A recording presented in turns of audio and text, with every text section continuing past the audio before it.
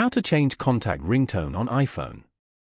To get started, first of all go ahead and open up the Contacts application on your phone.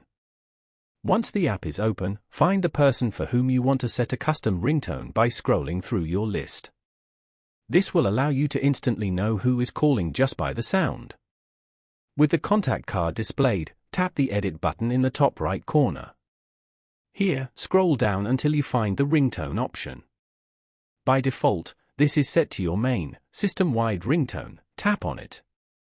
This will take you to a new screen that lists all of the available ringtones on your iPhone. You can tap on any ringtone in this list and hear a brief preview of the sound. A blue check mark will appear next to the one you select. After you have selected your desired ringtone, tap Done in the top right corner to confirm.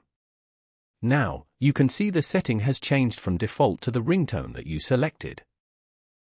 Following these steps, you can easily change a contact's ringtone on an iPhone.